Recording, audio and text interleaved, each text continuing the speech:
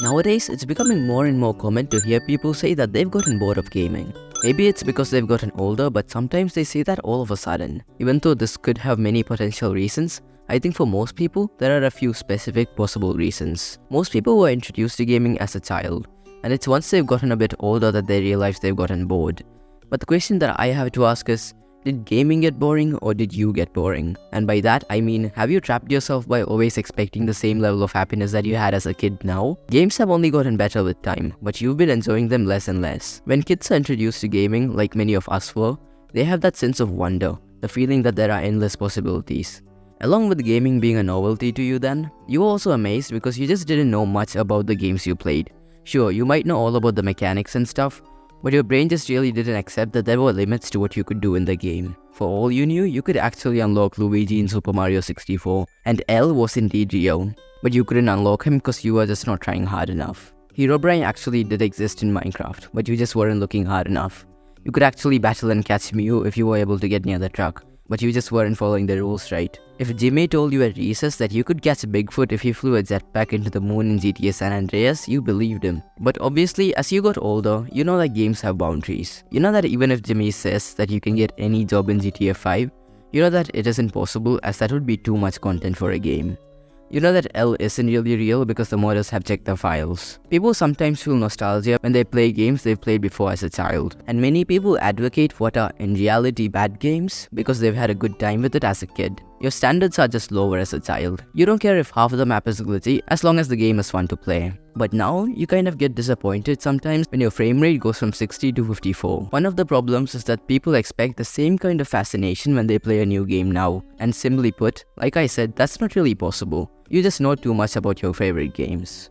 But obviously, it's not like you should expect a new game to be boring then. It's actually quite the opposite for some people. Many people actually get a deeper appreciation for games when they understand the mechanics behind making a game. But if you've gotten bored of games and lost that sense of fascination and wonder, you shouldn't believe that it's lost forever. Sometimes trying out a new game that's really quite revolutionary in some aspect can make you really regain that sense of amazement. Sometimes it can just be a really huge game with a massive open world.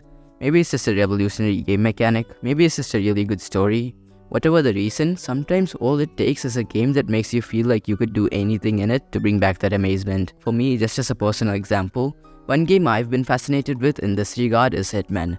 To me, the sandbox environment paired with the massive arsenal of items and maps seemed like a playground for infinite possibilities. Another example that would seem quite unusual is Scribblenauts. Just the idea of everything I write becoming real seemed crazy to me. In Scribblenauts, you could make up almost anything using the magic notebook. But the only thing I couldn't write into existence was subscribers, so I'm gonna ask you to subscribe. It would be cool if you did, and less than 1% of people actually subscribed. Let's move on. Just like trying out the same games you played with more mechanics or features that surprise you, I think it's equally important to try out new games as well. Many people end up stuck playing the same kinds of games forever, and slowly they lose their interest in gaming. It's kind of like being stuck in a comfort zone. If you're not challenged, or in this case introduced to new kinds of games, you get bored.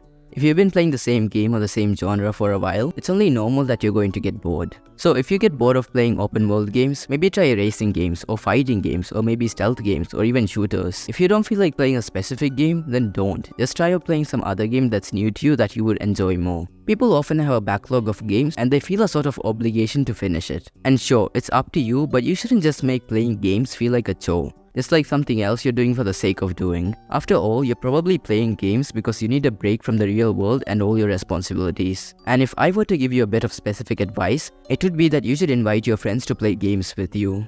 You're gonna have a much better time that way. And if you don't have any friends who play games, you should play some multiplayer games. Try to find some online friends. But even after saying all this, maybe your view of gaming becoming boring is due to a genuine shift in interest. Maybe you truly don't feel like playing games anymore. And that's alright too. Just do the things you find fun and maybe just take a break from gaming for a while. That's also a good way to get rid of gaming burnout. That's all I have to say. Just try to have a bit of fun with gaming, maybe try new things, and that's all there is to it at the end of the day. If you watched this far, thank you. I'll end off with a good piece of advice. Alright, you know what? Rather than persevering and overcoming my obstacles, I'm just going to go to bed instead. I'll get more daily challenges tomorrow. It's like that old saying, if at first you don't succeed, give up, mope, go to bed, start again tomorrow.